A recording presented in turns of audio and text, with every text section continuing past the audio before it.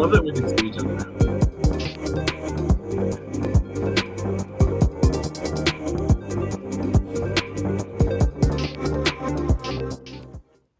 Hey everybody, you're listening to and possibly watching the Comic Book Bears podcast. I'm Bill Zanowitz. I'm Steve Morey. I'm Caleb Alexander McKenzie. And we are your hairy heavy homos that talk about comic books, but you don't have to be a hairy heavy homo to listen in, or as I said, possibly stream it. I think I'm getting a second win, fellas. Oh no. I hope so, because baby's tired. Maybe it's just gas. Well, I did have my weird ass IHOP experience. That's facts. By the way, I don't know. I think I've shared this. Nothing gives me imposter syndrome more than being on a podcast that starts off with, "We're your heavy, hairy homos." And I'm like, I'm only one of the three things. This is some bullshit. But you are by proxy, baby. That's true. I'm a bear at heart. And Steve, we're not. I mean, I'm hairy here. This is where I'm hairy. I've got a hairy belly. Does that count? It's not that hairy. It's got some furs on it. All my hair is just here. It's just here. Yeah. So just there and nowhere else, Caleb. Not really. Yeah. No, that was the thing. Like, you know what? It's just happenstance that this is here. But when we had this lineup, Harry, so we could legit say that. Yeah. We can make it the slightly hairy heavy homos. Yeah. No, we're just keeping it, and you know. Oh no, it still works. I'm still gonna ride. I'm still gonna I could just. That's what was great about the podcast. I could just lie, like a liar. Yeah, and just be like, no, I'm like a solid. Never happens in our society. Just never. No one has ever fibbed. Yeah. So, I mean, this is different than most gay culture. You can see all three of our faces instead of just torso shots. It's amazing how much personality some torsos have. I have missed you guys this week. It is good to see you. That's nice to hear. I'm so glad you're sad. It has been just like I'm so glad you were sad. It makes me feel better.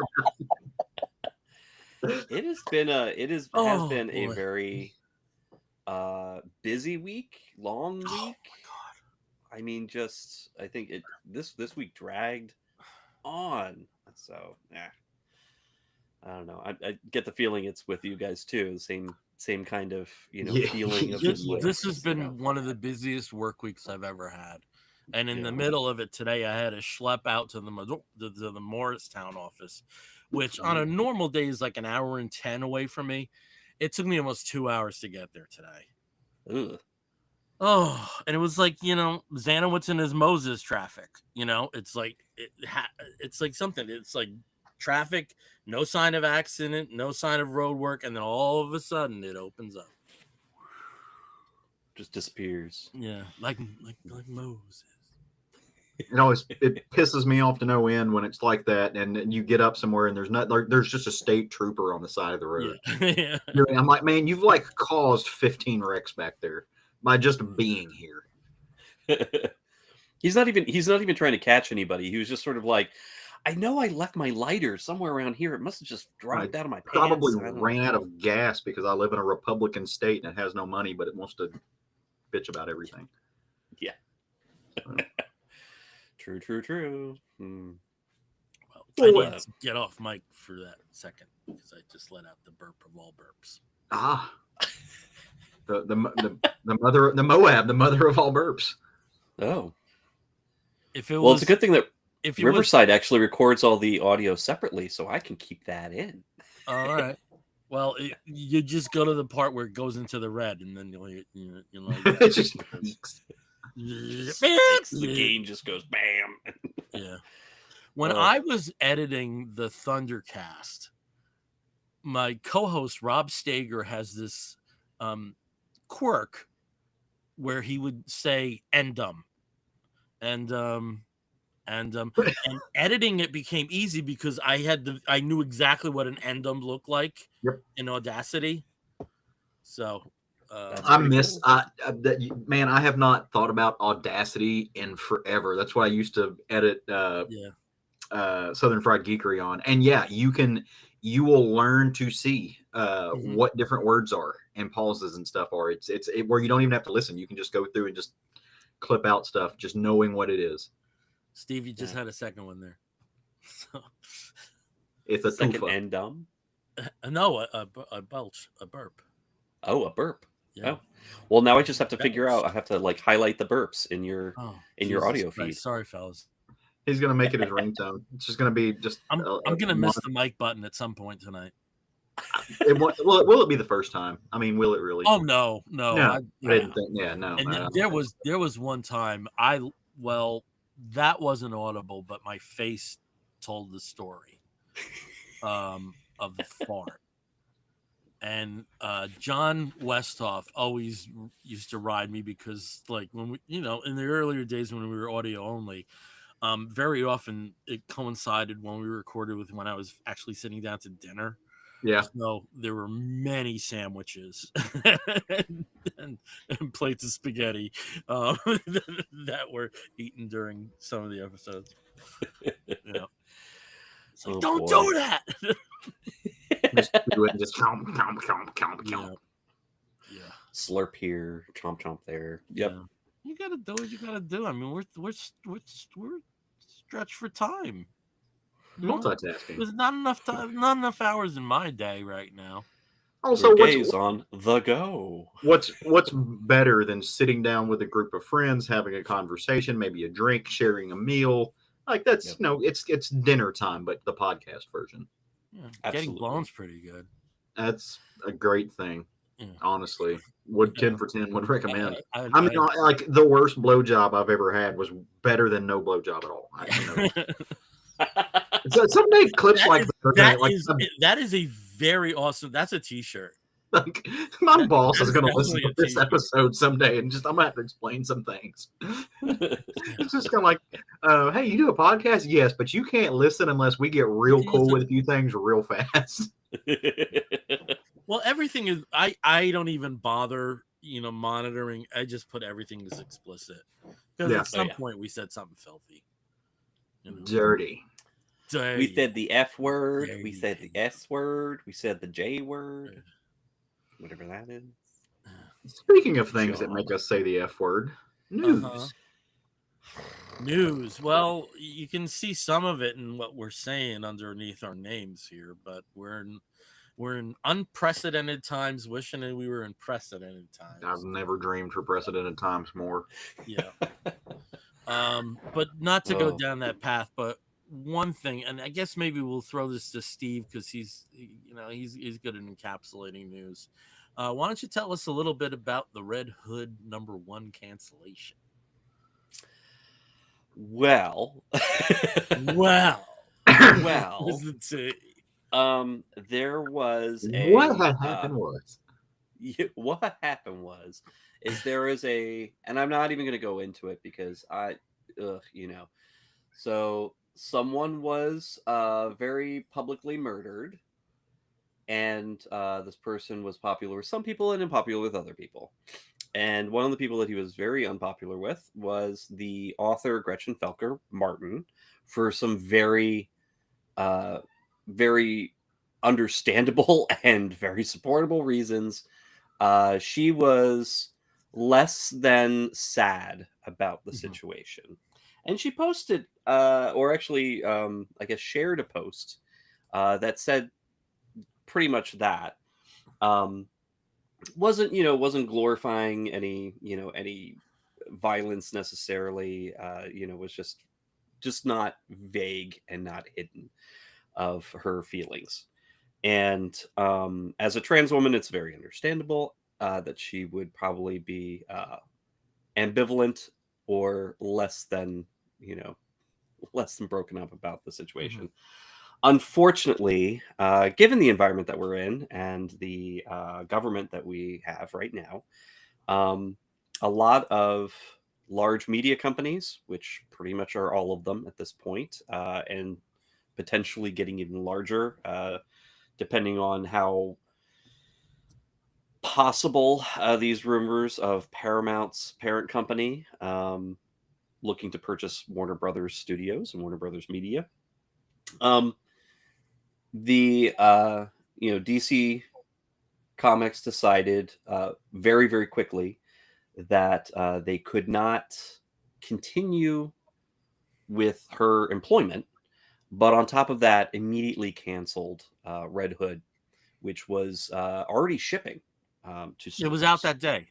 It was Yeah, out it that had day. come out that day, basically. Mhm. So, stores were told immediately that they could return any copies that were unsold, and all future orders were canceled. So any solicits, everything was just wiped.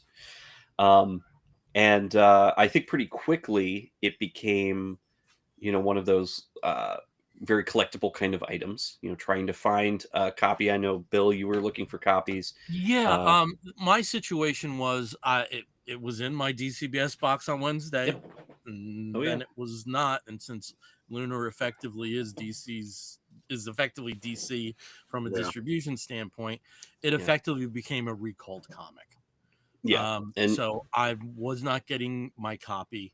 I hope somebody that I know is coming through for me. It looks like they are that they'll have that copy in hand on Saturday and will be able to move it. It's it's hovering around like $45-$50 on eBay, but just as somebody that collects all current DC, it was frustrating for me. yeah. And honestly, like I don't think DC necessarily made the wrong decision. Taking the politics out of it, if I was somebody who had, and I actually am, somebody that that lost somebody in their family to gun violence, taking the political aspect of it out, I understand from a corporate standpoint. And I hate, Yeah. this was a very corporate day for me. So I was Yeah. very, very corporate today. And, just like Colin Kaepernick, Felker Martin is not, um, is not necessarily a vanguard by which we should measure stuff. If I was a member of the bisexual community, I would be saying, yeah, fuck you, bitch, too. I mean, because she said some really, really awful things about bisexual. So, it's not, I'm not viewing that through that lens, but it's also just so sad because it has such a ripple effect. That's an artist that's not going to be paid for at least 3 issues. That's a letterer that's not going to be paid for 3 issues. That's an editor that has a book removed. And given the sales figures, that might mean their job or not. With Right. certain thresholds. So it's very sad that that situation exists. Where I will slam DC for, though, is they took it off their I'm almost ready to say streaming, but off DC Unlimited, and you cannot buy the book digitally either after Right. a point.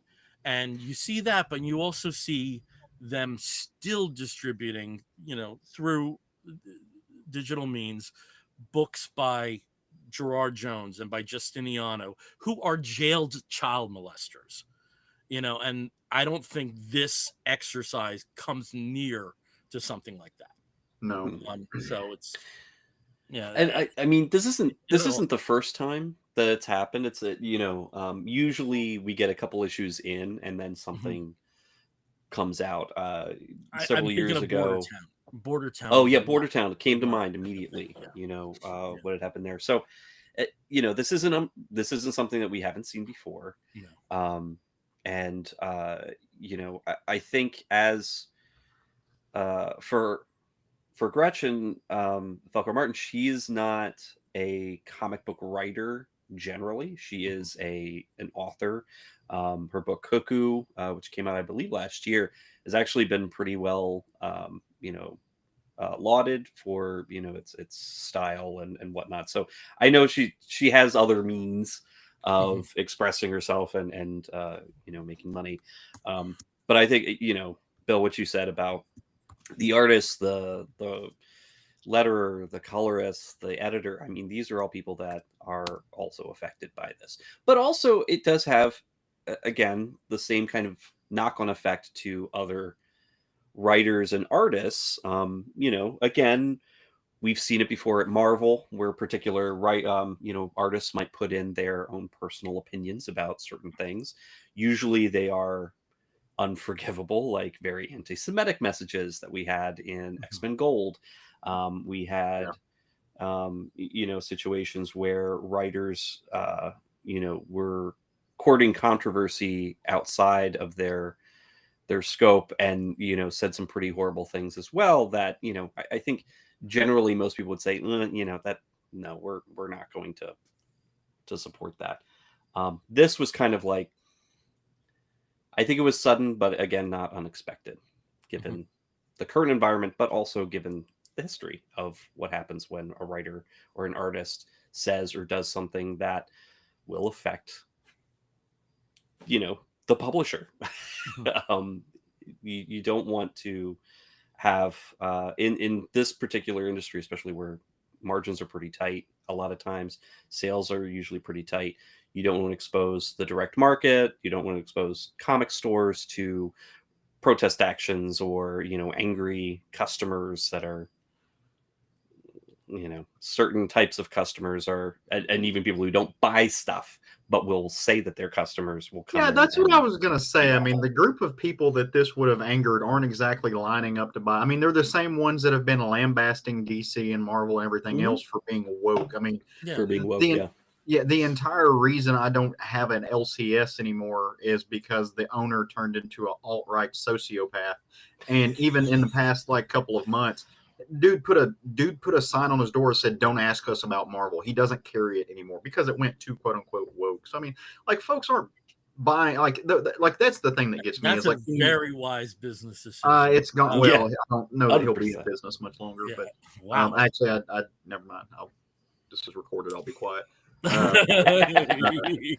There's supposedly a shop going to open up near him. So anyway, but the argument that it's going to hurt sales and stuff in this way, I think it does have some merit, but only to a certain degree. Now, if you want to make the stance that, hey, if you want to make the stance that say, knee-jerk reactions or the celebration of X is not going to be tolerated in any way, shape, or form, that is understandable, but that needs to be applicable to everybody. I mean, we've lived through years of quote unquote cancel culture, be it whether somebody was accused of sexual assault or said some asinine, absurd things. From a corporate standpoint, from a private business standpoint, okay, sure, right? I don't necessarily have to agree with it, but these things don't happen in a vacuum, right? It's coming on the back of, these are large media conglomerates, and that there are mergers that they're involved in.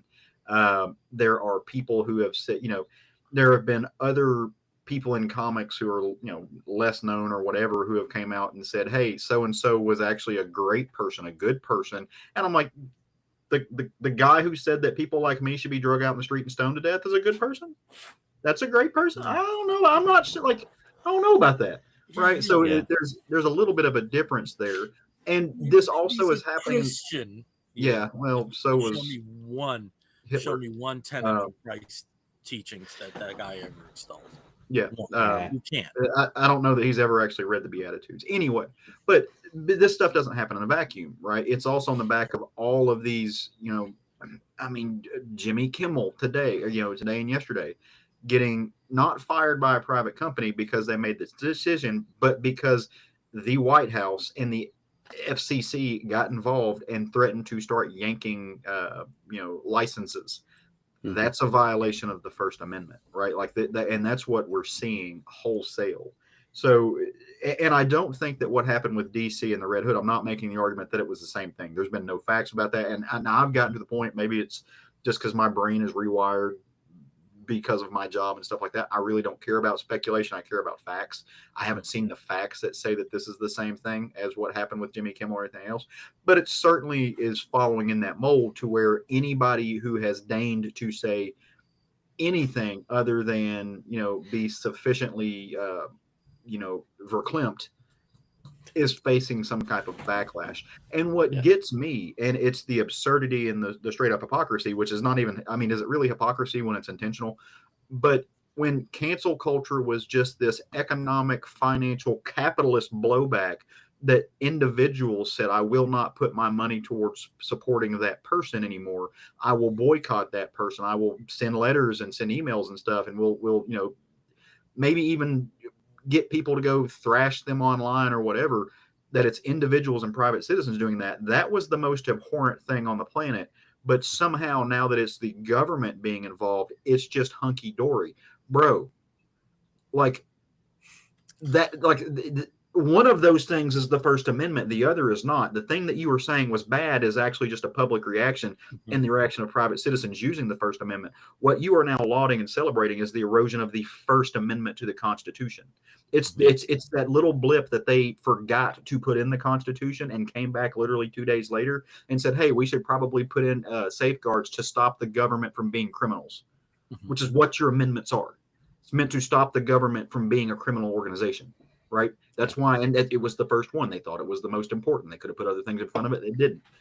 That's what we're now eroding in the immediate backdrop of somebody who proclaimed himself. I do not think that he was, but proclaimed himself to be a First Amendment purist.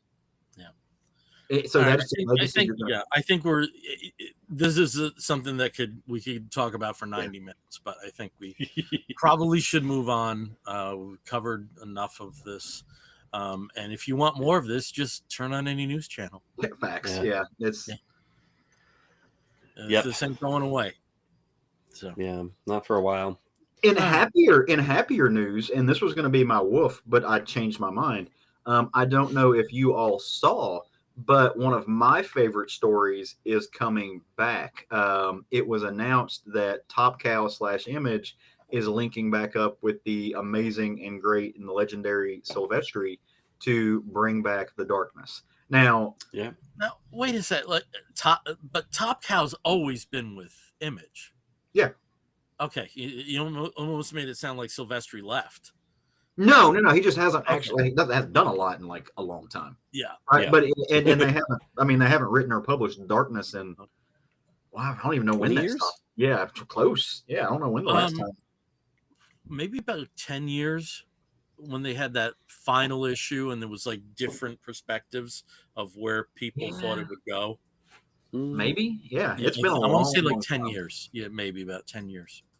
So he's coming back. He's going to be writing it, and they're going to have I forget who's doing the art on the first issue, but the artist who's doing the first issue is only doing one issue and then handing it off to an artist named Richard Gay, which I remember because his last name's Gay, because that's how my mind works. So because I made a joke about, nothing bad happens when you hand it off to a gay. So that's happening. Super excited about it. Do I think that it will? I hope it lasts forever. Do I think it will? No. Do I think it's going to recapture the magic that had at the moment? No, absolutely not. Will it walk out the door with some of my money? Absolutely. I'm excited. I love the darkness, right? I love Witchblade. I love all of that. It's just, I've got little figures up there with all the characters. It's an amazing series. So I'm like, my little nostalgic heart just grew three sizes that day. It's also interesting because I think of the initial Image offerings, Cyberforce was the least interesting of that group, and he eventually came up with, like you said, two properties that were really nuanced. Even if they were like, one definitely was in that bad girl art area, but they had lives, Witchblade had a TV series. So one season, I've got it on DVD. Yeah. Actually, I think, was it one or was it two? It might be. Yeah, I think it was just one. But or maybe it was two. We'll look it up. One. Somebody, please yell at us in the comments if that's wrong. But the Darkness also spawned a couple video games as well. Yeah, and that was it was at a time where Turok was getting video game adaptations that are considered some of the best games of that era. And so both of those properties had lots of intercompany crossovers. Yeah. Oh, yeah. It was fun, right? One that is great if you ever seek it out is Battle of the Planets Witchblade. That is great. You think like, what do they have? And they made it work. Beautiful. Interesting. Yeah, that's a really good one. for me, as far as that era goes with the artists and stuff, like he was the best of that group. For my taste, like as far as just the visual look of the the image guys. Yeah, I wouldn't say that for me. No, you don't. I mean, no. For me, he's the best. Yeah. I'm just saying I wouldn't say that for me. Who would for you me? go? And we know, Bill, that you're a big. I Rob would Liefeld say fan, so McFarlane. I can see I would that, say yeah. McFarlane. And there are points I wish he had concentrated more on his art than, but then again, his business, right back here, Yeah. his business stuff, changed a lot of things, but, right. And he wasn't a very good writer. There are issues of Spawn you could read in 2 minutes, but the ideas were big, and in terms of the big ideas, and I don't mean to disparage another artist in that, but Todd was who Rob wanted to be. Oh, absolutely. Yeah, no, I mean, absolutely. And, that they were both generating ideas, upon ideas, and Todd decided to go, make it very small, and the things outside of the Spawn verse are few. What, like haunts? Yeah. There's very few that he did. Yeah, one went, as widescreen as you could, and then one just, stayed in one lane. I thought that was a really interesting development with them. Yeah. When going back and looking at that era, I'm always interested in what Larson was doing now, like going back and looking at it now to see what how he kind of just stayed, because he adapted some of the visuals. Like he wasn't completely staying true to like the Marvel house style that he had before, but with Savage Dragon, he kind of blended both worlds, and it had both this new, like this new age look, but a classic feel to it, that none of the rest of them had. The rest of them, well, I say like Wilfredo, not Wilfredo, Will Spertasio. Yes, Will's. His stuff never did impress me much at all, but just it didn't disappoint, but it just wasn't it didn't have the gravitas even that Liefeld had. But as a creator though, I have to go with Valentino. Yeah.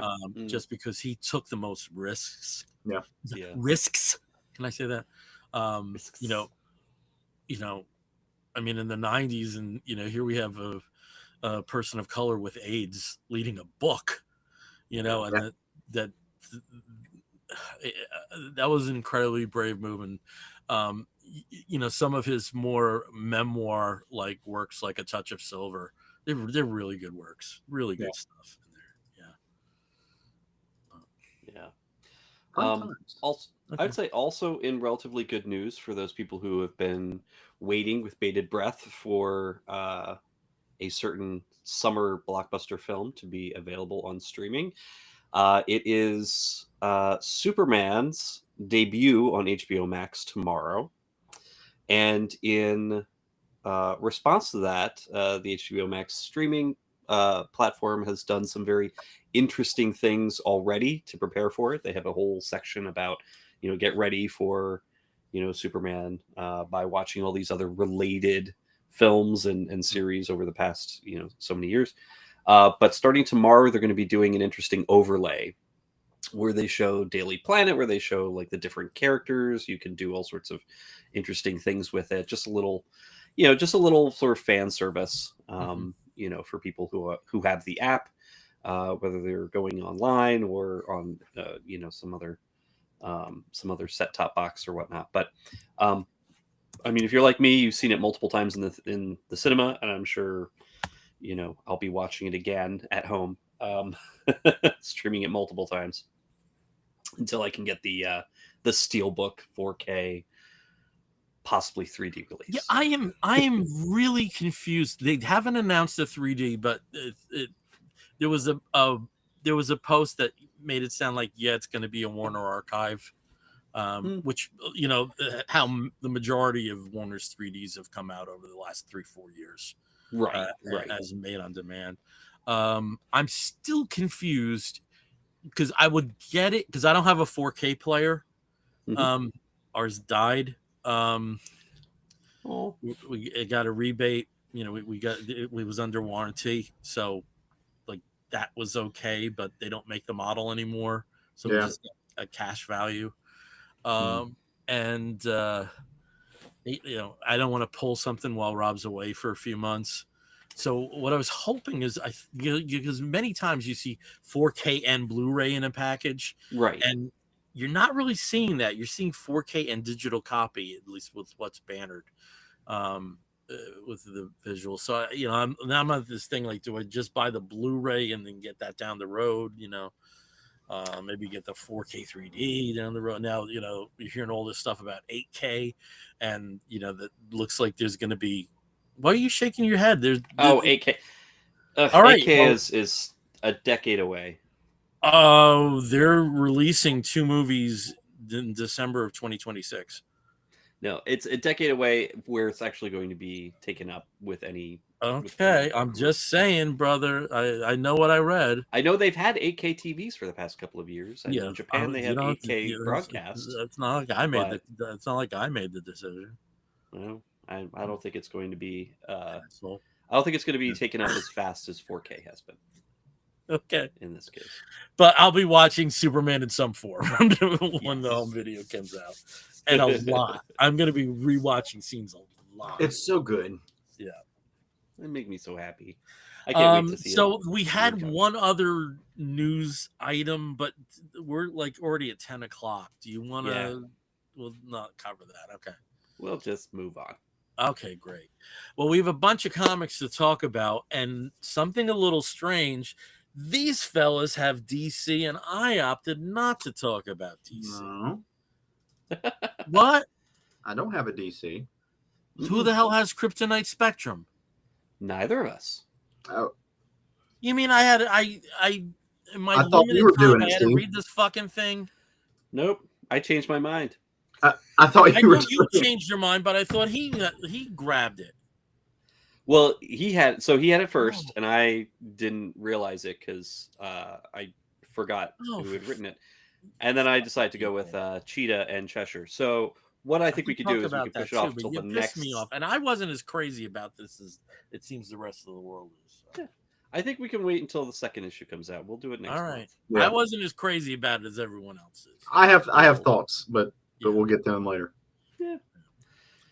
All right. So yeah. what are we leading with? Do you want to lead with that, Steve, with Cheetah and Cheshire rob the Justice League? You know, I think I will because it was a really fun book, and yeah. Let me go ahead and actually let's see if I can bring up my my little presentation here. He's brought a PowerPoint, ladies and gentlemen. Well, that's pretty much what these are. So Hold all questions till the end of the presentation. Disappointing. Yes. Disappointing. So, but in any case, if you can see it now, I don't know why it's not showing the whole thing. Let me try this again. Merp. And that. There we go. That's better. All right. So, for those of you who are watching, I am talking about Cheetah and Cheshire Rob the Justice League. It is difficult to say fast. It is a very clumsy title, but it literally does what it says on the tin. It is a very clear heist book. And, you know, it features two, I would say, I don't want to say like main character type of characters here. I mean, Cheshire, she's been around a lot. She's been an outsider. She's been a Titans villain for a long time. She's been a Thorn and Green Arrow side before, and obviously has a very important history with Red Arrow / Arsenal, in that they share a daughter together. Cheetah is one of Wonder Woman's main villains. She's an arch-nemesis who's been around for decades. Sometimes is her best friend, sometimes is her worst enemy. Usually goes back and forth. But she is, she's cursed. So she's always going to be kind of reverting to maybe a more villainous personality every so often, just because, well, she kind of has to. Her god, whose name I cannot pronounce, is just essentially forcing her to be a monster and a cannibal and all sorts of other things. So she kind of has to struggle with that as well. And it's hard to be a hero, hard to be even an anti-hero when you've got that kind of monkey on your back. But this book, written by Greg Rucka, drawn by Nicole Scott, colors by Annette Kwok, and letters by Troy Pateri, I think just does a great job of taking these two relatively serious characters, villainous characters, and making them fun and enjoyable to read. And I think one of the best parts about this book is that you quickly, very, very quickly, from like the first couple of pages, are totally on their side. You really enjoy reading about them. It's like watching an Ocean's 11 kind of setup, where these two are like, hey, Cheetah comes to Cheshire and says, hey, I've got a great idea for us. We are going to rob the Watchtower. And, Jade, the Cheshire, she's like, what, are you crazy? There's no way we can do this. And Cheetah's like, absolutely we can, because nobody else would ever expect it. The entire world of superheroes is now part of the Justice League. People live on the Watchtower. There's always the big three up there. Trinity's always running around up there. You've got every team, every Joe Schmo who's put on a cape. Everybody's going to be up there. They don't expect two relatively minor, well, maybe Cheetah not so much minor, but like two villains who don't get a lot of like big chance to shine. Cheetah has, I think, in the past past decade or so, she's been part of the Legion of Doom. She's been in a lot of the big crossovers, but she's mostly Wonder Woman's villain. A lot of people don't really think about Cheetah generally when they think about the big DC villains. So I think it actually works out pretty well here. But one thing that they definitely do need, they need a crew. And in books 1 and 2, that's kind of what they're doing. They're putting the crew together. And so in book 2, they actually go and they try to get a couple people who you wouldn't expect. They're sitting around in Jade's apartment. They're like, what are we going to do? We got to get a couple extra people here. We need some muscle. We need a tech guy. We need some, we need some good distractions. Like, who we got? And of course, Jade's teenage daughter in the background is like, okay, guys, like, what are you doing? Like, you're planning a massive heist. Awesome. Cool. She's cracking wise. It's just great. It's just fun writing. And both Jade and Cheetah, Barbara, BA, have people in mind. And Cheetah's is a surprise that I always... complete thought or question. That's weird. That I always enjoy. Google was like, hey, let's talk. That I always enjoy seeing, and that is our good old-fashioned witch boyfriend, who usually goes everywhere with his little cat, Familiar Teakle, is actually going to be one of this crew. Cheetah's like, hey, I know some guy. He's kind of crazy, kind of kooky. He'll be perfect because, we need somebody who knows magic. And what does Jade do? Jade goes off and she tracks down our good friend, the Gambler, who kind of looks like Colonel Sanders. Hazard. Yes, his granddaughter. Her name is Hazard. But the Gambler is who she, is who she looks for to find her. The reason they go with Hazard is fascinating. Oh yeah, that was a great sequence. Yeah, Hazard, who basically has just been kind of like the tag along sidekick to her granddad this whole time. Seems like she's gotten a little bit of a power boost with the recent Absolute Power crossover from earlier this year, last year, in that she can now affect probability on a massive scale. And of course, they demonstrate this pretty nicely in a casino setting where she essentially just causes every single slot machine to provide their jackpot to the, to the patrons. So she's perfect to have around. When you need luck on your side, get somebody who can actually completely manipulate probability in your favor. So now they've got 2 people. They need a couple more. And in issue number 3, we're probably going to get to that. We're not sure who. They've thrown out a couple ideas, and we've seen the art for future issues. So I am along for the ride on this one. I mean, these are 2 characters I would never think, you put them together in a book that would be interesting. But I think in Greg Rucka's hands and Nicola Scott's art in this, perfect. I think this has the makings of a really great miniseries that's just going to go as one of those fun, one-off, kind of under the radar, I think, for most people. But if you like heist movies, if you like these characters, if you like weird characters being thrown together in a group that doesn't really make much sense otherwise, this is the perfect book for that. So it's fun, it's enjoyable, it's not brilliant high-minded stuff, but it's kind of cool to see this from the villain's perspective, and not in like an evil let's kill all of humanity kind of way, in a hey, let's just get some cool shit from the Watchtower kind of way. So I don't know. I know, Bill, you've been reading these. Yeah, I think it's well. First, I want to say, like, Nicola Scott is a big favorite of mine, and you go months without any Nicola Scott book, and then there's like 3 in the space of like 5 months, because that's what they're doing. They're on the from Mad Cave on the Gotchaman Bloodline one shot, and that art is, oh my god, it's beautiful. Good work here. I've always had a problem with Cheshire. I've always had a problem with her. I just don't know that much about her. Yeah. I think there's very few redeeming qualities about her. She's been a shit mother. And, even in the first scene we see with her, what she does to a lab animal is not really cool.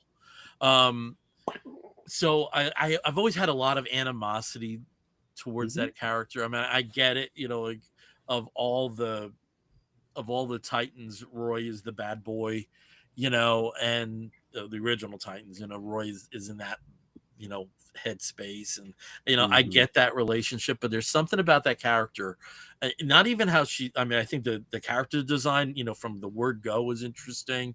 I think she's an interesting character. I want to see her dead. I've always wanted to see her dead. I want to see her pay for her crimes. And I don't think that's necessarily a character that works as an anti-hero. Barbara Minerva, on the other hand, absolutely does. And you feel for her. And I loved how they touched on the issues, but they didn't go in depth on the issues. She's sick. That there's somebody that has the goods on her, and that she's desperate to get rid of them. And part of this heist is part of that. So her, I am rooting for. It's a really well crafted. Rucka's been at this a long time, and he knows how to write a mini series. It was a perfectly paced first issue, perfectly placed second issue. I will say, though, that I think the editor did not do them a favor, because the only indication that character's name is Hazard is by seeing her name on the cover, and that's the failure of the editor. If this third character that they mentioned is a new character, that's fine, but I almost feel like she's a minor character that's been seen before. And they hint her at the end. They show her kind of more or less in action as the muscle character. Again, I'm racking my brain to try and think if maybe she's been if seen. It was one of the multitude versions of the Outsiders or something, right? Or Birds of Prey. It kind of looks familiar. Some of it may be how Cassandra Cain was portrayed in the film. It's kind of in line with that. So I wasn't going to rack my brain, but that's the editor's fault. With particularly with Hazard, because it's you just edit and you throw away a line, and the character's name. That's so simple to do. Yeah. So, but I think the only reason I knew who she was right away was because the gambler was there. Like you see the gambler, you think, okay, well, she's going for the gambler, but then no, here's the quiet woman who's just sitting off in the corner, kind of making things happen with slots. So I haven't read this yet, so I can only kind of comment to your comments and stuff like that. But two things. One, Bill, you said Greg Rucka knows how to write a miniseries. Greg also knows how to write a miniseries featuring really badass, dangerous women. This is kind of what he does best. If you like this type of protagonist, and he's really, really good at it. I mean, so to that point. But also, Steve, I want to go back to something you said earlier about how Cheetah is kind of a lesser known DC villain, not by any means like super low down, but as far as like the big villains, as far as the Trinity villains, she doesn't get that much credit. And I feel like people probably know a lot more of even the Flash's rogue gallery than maybe her, which is really unfortunate. I've always seen her as Wonder Woman's number one villain. She's Wonder Woman's number one. Because she's got the most heart out of all those villains. And so it's really unfortunate because, I mean, you want to go back and read the George Perez Wonder Woman, some of the best Cheetah you'll ever read. It's amazing, right? Because it is so nuanced, and because there is so much heart to that character. And because she honestly has something that I don't think a lot of other villains in DC have, which is a redeeming thing. But it's funny because, like, you think about her, and, she is vicious, she is a murderer and stuff like that, but she also does have a heart. And she's dangerously close to being, if she does gain popularity, she might be one of those kind of Harley Quinn / Poison Ivy type characters. And I don't want her to be that way, right? I like that she's kind of just this off to the side where she has these moments of, we'll team up and for the greater good, but I'm still going to be a villain. It is an interesting place for her to be. Especially in the light of the broader DC universe with these other female protagonists, because they're letting her have an attitude. They are letting her be a bad girl without saying, but the same way they let some other the male characters do. You can be a villain. You can be this terrible thing and have redeeming qualities without us needing to kind of broad brush you and make you acceptable for mass population, which I think is a good thing. Yeah. The one thing I think would make an interesting offshoot of this series is like a one shot about Roy Harper and Cheshire having joint custody. Like, could you imagine that arrangement? I mean, those are some of my favorite moments in these first two issues. Is just Cheetah and Cheshire hanging out at her kitchen table with the daughter whose name is escaping me right now, Leanne, just like coming down and like hanging out. It's like, oh, what are you guys doing? Hey, Ma, like she's a teenager now. She knows what her parents are and who they are and what they do. And, she spends time with Roy, who's a big, he's a hero, but he's kind of an anti-hero. He has a lot of problems, but he's still kind of on the good side. And her mom, who, has her good moments, but she's, she always shacks up with like Leagues of Assassins or other kind of villain groups. I want her to get her comeuppance. Maybe she will. Maybe this is the comeuppance. Maybe there'll be a double cross at the end in issue 6. Oh, that's entirely possible.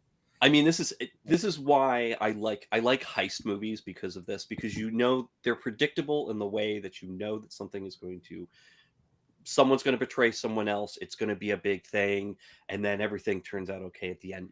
That, and Greg could surprise us and make nothing turn out okay in the end. This might be a tragedy, but right now it's light, it's funny.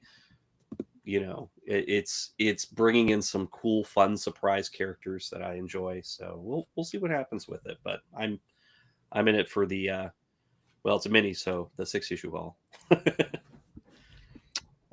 Okay, so let's move on from that. And Caleb, why don't you talk about your Marvel book that's not a DC book? Which I do apologize. Yeah, and sorry about the confusion because I did not read. So, like Steve said earlier, I was going to talk about the new Superman book, and then he said it, and I was like, okay, you're doing it. So we'll talk about that later. But Bill, you're not alone. I was not as. That might have been a situation where my history with that writer and that artist, I expected too much, and it was not what I expected, and therefore I did not enjoy it as much as I think everybody else did. Although I do think it was good, so maybe that's a little bit. I had overhyped it in my own head, but it gave me an opportunity when Steve callously stole the book after I wanted it, and he just hates me and wanted to take everything away from me. That brought me joy, and then just didn't do it because Steve is evil. Turns out. But it gave me an opportunity to do something that I really needed to do, which was march my little happy butt upstairs and grab my stack of Marvel books that I had not been reading lately in a couple months, because it has not been that great. But it gave me an opportunity to catch up on the Hulk, which is one of the Marvel titles that I really do enjoy, which is why I let it build up and read it, because it's a lot of fun. And it's still Philip Kennedy Johnson writing on this. He's on his, I think, 28th or 29th issue. Bill was shocked. He was like, he's been doing this for 2 years. I was like, yeah.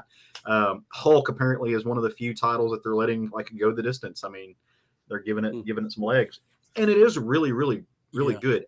Right now, he's got Kev Walker on art, and they're still doing this whole like long form story where there is this overarching monster in the background, who, you know, is this like a mother of all monsters. And she, you know, they're still running from her. He's made these, like, well, I say friends, but he's made a friend named Charlie Tidwell, who is, you got a storied history, but at this point in time, she's also a skinwalker, which is, you know, body horror, and there's a whole little story to that. But one of the reasons I wanted to talk about issue 27, right? Because this is a break, right? It's kind of that last issue to break up an arc before they go into another storyline. And it's really a one-shot.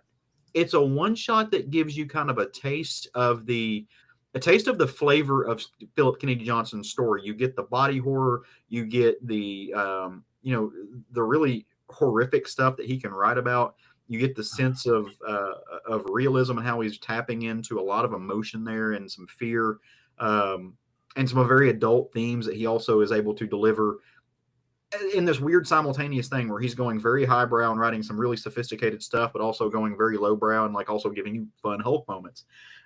What's great about this is, like I said, Hulk is Hulk right now. He's buried Banner deep in his psyche, running away from everybody, fighting this mother of monsters. It's his own entity, its own being. And he's a loner, right? Like he is broken off and pissed off all the right/wrong people on his own, right? He's made Charlie angry. He's being chased by all these other things. And he goes off and does what Hulk does, right? He ends up in the woods alone, and he's taken a nap by a tree. When all of a sudden this little, you know, red-headed, kind of pale kid in overalls who's out in the woods playing with a stick, right? He finds a stick and it's a sword, and he's over a creek. He's just living his best life. Happens to stumble up on Hulk taking a nap. And he was like, dude, you're huge. And he's like, not really. You're just small. And there's this moment where you see this, like, you know, Hulk is this giant figure who can level planets and cities, but he's just kind of like perplexed by this little child in the wood. Like, what are you? Who are you doing? And, you know, considering some of the stuff Hulk has been through, he might be a little bit more on edge. It's like, I don't trust anything or anybody. But I think he just recognizes that this kid is just, you know, a kid and out doing kid stuff. And so the kid starts telling him about, you know, what are you doing in my woods? And he's just like, well, why are these your woods? He's like, well, they're not really mine.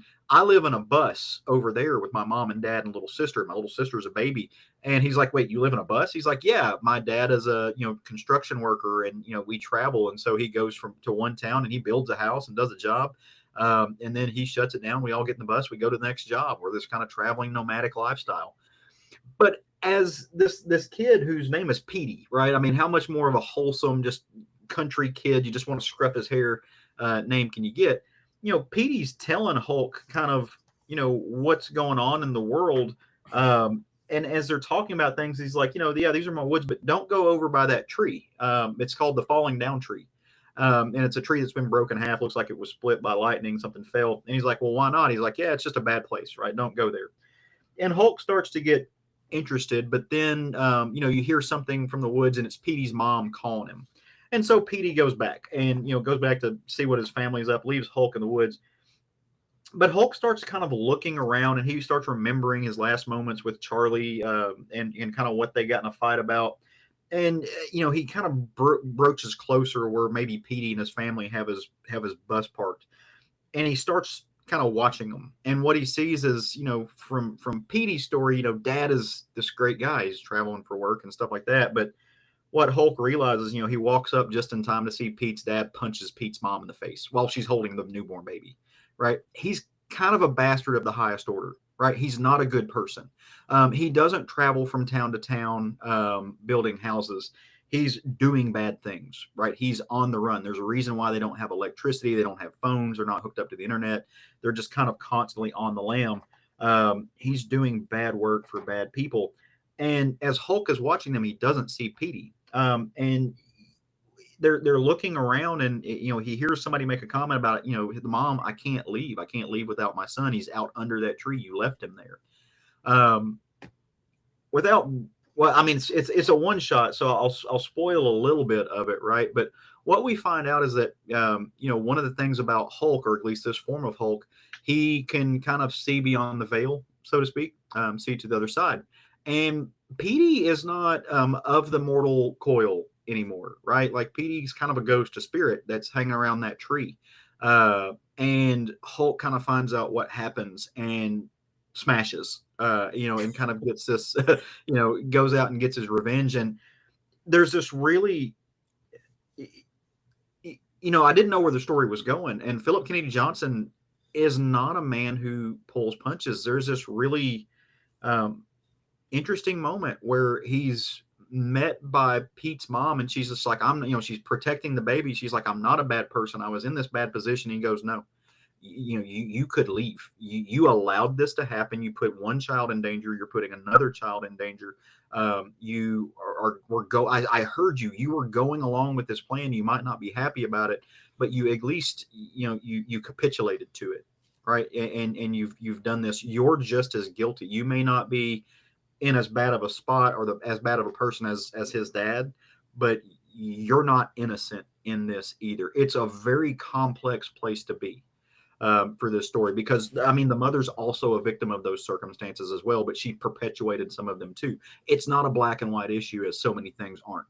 And as I'm reading this, I'm like, this is a really gut punch of a story. It's a fantastic one shot. It's got a great tempo. The art by Kev Walker is outstanding. It is heartfelt. It will put you through the ringer. In 28 pages, he makes you both fall in love and hate very viscerally. And when they break free and they leave, they finally get this moment to where the spirit of Petey, dad is dealt with. Mom is going to go get some help and try to live a better life and be a good person. And she's carrying off with the baby. And Petey's spirit kind of locks eyes with the baby, and the baby reaches out to touch his hand. And Pete says, you know what? There's no point in me hanging around this tree where my life ended. I'm going to go and just watch over my little sister. I was just like Steve with the pollen, right? So just completely beside myself. And there's this one, I couldn't get a good picture of it. There's one scene where you just see sadness in Hulk's face. And I thought Kev Walker did a brilliant job on that. It's not going to be for everybody. If you're squeamish about that type of story and some of the subject matter, don't read it. You're not going to miss anything because it is a one shot. If you're reading the overall story and maybe you hadn't gotten there, this came out, I think 3 months ago. There's been one issue that has hit the stands since then. And I think the second one should be hitting the stands now-ish sometime this week. So it's about 2 months behind. So if I did spoil it, my apologies, but it's not spoiling the main arc of the story. It's worth picking up though. Like, this is one of those stories that where I like going to go talk to a college class about making a comic. I would show this about the work that you can do in a very small package, as kind of a micro story, and what, you can, the minimalist way that you can pack a very big impact into those pages. It's brilliant work. Marvel's not firing on all cylinders by any means right now, but this is a gem. And if you're not reading Hulk right now, it's a fantastic body horror story, fantastic serial killer story. It's got monsters, it's demons, it's scary. It's what Hulk should be. If you liked Immortal Hulk, you'll like this. They're playing with a lot of the same themes. And I mean, who doesn't like Kev Walker as an artist? It's Nick Klein's doing the colors. It's vibrant. I say Nick Klein was Matthew Wilson did the colors on this. Wonderful color palette, vibrant, and just very somehow weirdly American. I don't know how else to put it. So go check out Hulk 27 if you're not reading the overall story. It'll do some stuff to you. So. Cool. I mean, I haven't. I don't read Hulk currently, but like I've always liked one of the things that Marvel does a lot, and DC does this too. Not mostly in the big titles where they do have the long ongoings, is that you'll have these one-off issues that are just a chance for the writer or maybe a new artist to come on and just give a one and done story, just a really nice either emotional or maybe something that doesn't really fit in with the overall storyline or arc that's going on. I don't know, I always appreciate those because I think that there's it's a chance to take a breather for people who've been reading straight across, and there's just stuff that happens all the time. Yep. And then here's sort of like a just like an emotional like rest story. It's like a little cherry on top. Yeah, exactly. Okay, cool. We're gonna stick with Marvel for my book, and Steve, I did give you some graphics. Yes. Like Caleb sticks with Hulk. One Marvel character I stick with is Spider-Gwen, Ghost Spider, Gwen Stacy, whatever you want to call her. I love it. Yeah. So this is amazing. It's a new number 1. The book is called All New Spider-Gwen, Ghost Spider. Yeah. Pick a lane. Just that's all I'm going to say is pick a lane between the two names. But and this is if you see the legacy numbering, it's number 76. That's amazing. They've had 76 Spider-Gwen comics already. But one thing that this book does really nicely is it sets a new status quo. You don't have to necessarily be versed in those earlier 75 issues because this is a new starting point for her. Gwen is in a different place right now. Literally, Gwen has used cosmic power to become a denizen of the Earth 616 universe. And not only her, but her father. Steve, if you can just go over to the next image that I have. Again, that's the cover. This is effectively the splash page. Man, this is good. The writer for this is Stephanie Phillips. The artist is Paolo Villanelli. And I want to give really big props to the colorist, Matt Miller, here. It seems to me that from a cultural standpoint, I think most people, if you want to call them civilians, know Spider-Gwen from the Spider-Verse movies. And he really plays with that palette. So you see Spider-Gwen here, and she isn't, like I said, she's in a different place. She's got a new costume with her move from 616, from her universe to the 616 universe. She has these new powers that she hasn't really fully understood yet, so she's still discovering them. She was able to, as I said, bring her father. They touch on that there's a legal path of moving from one universe to the other in the Marvel universe. I would love to see, whether it's Jennifer Walters or Matt Murdock involved in a case like that. I found that fascinating. So she's establishing a new life. And one thing that I really liked about this is, I don't want to say this is darker, but it's grittier than a lot of the previous Spider-Gwen stories. So what's happening here? So she's already kind of dating this guy, sort of, and he's not exactly a supervillain, but not exactly a hero. Name of Black Tarantula, and some of the first few pages, deal with their interactions and some backstory that will be revealed as we go along, I'm sure, in the issues. But again, Gwen's trying to get her life back in order in this new world, and one thing she decides is she's going to form a new band. And so she has auditions, and one of the people she knows that she's closest to in Earth 616 is Cindy Moon, Silk.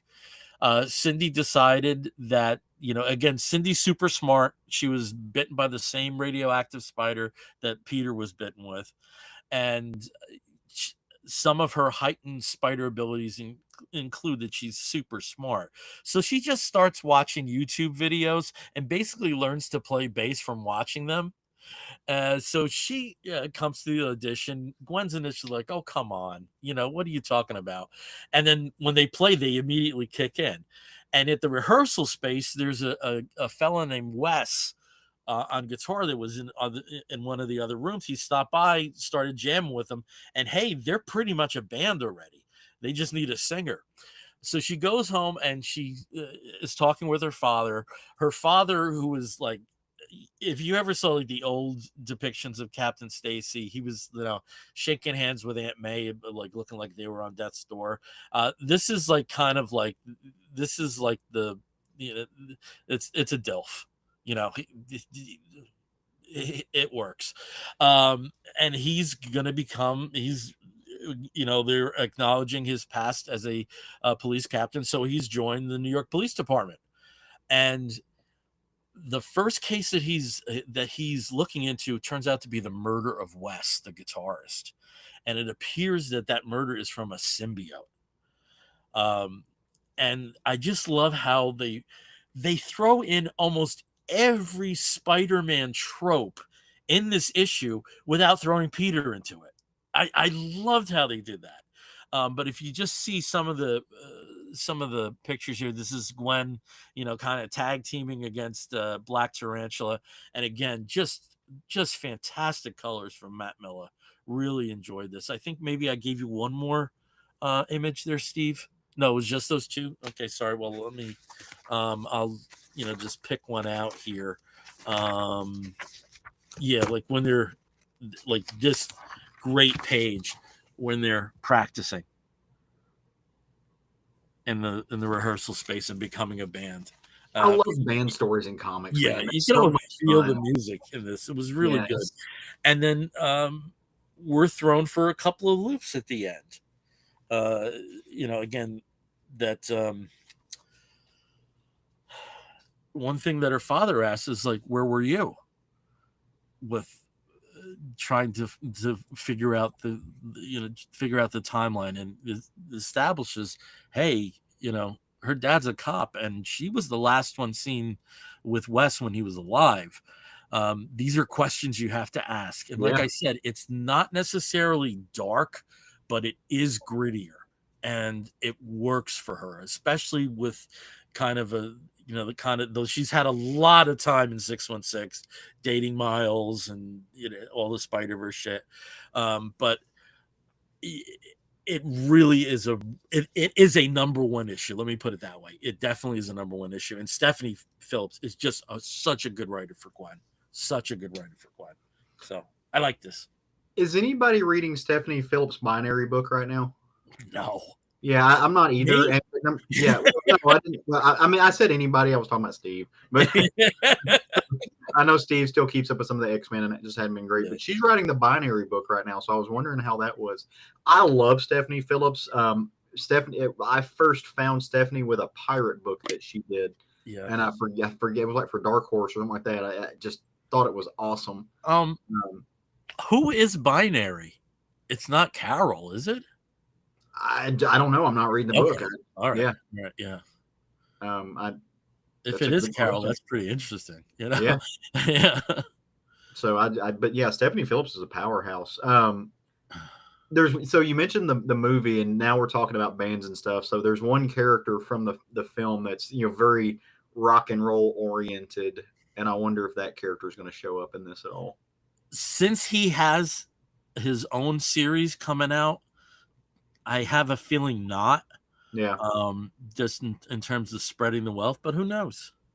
It'd be a good crossover. It'd be a good crossover, but I think I don't foresee it because I think they want to establish her as a 616 character. Yeah. And that almost immediately takes it out of it, given what Punk, the world that he inhabits. So, but maybe down the road. Yeah. Yeah. Be pretty cool. Yeah. Steve, you have your mic off. You're muted. To answer your question about Binary, it is Carol Danvers. Ooh. but merged with part of the Phoenix, and that's what gives her the binary powers back. Okay. Oh, that's interesting. I don't know how. I don't know. I haven't read anything else, but that is the summary. Okay. We'll take it. Yes. It works. Okay.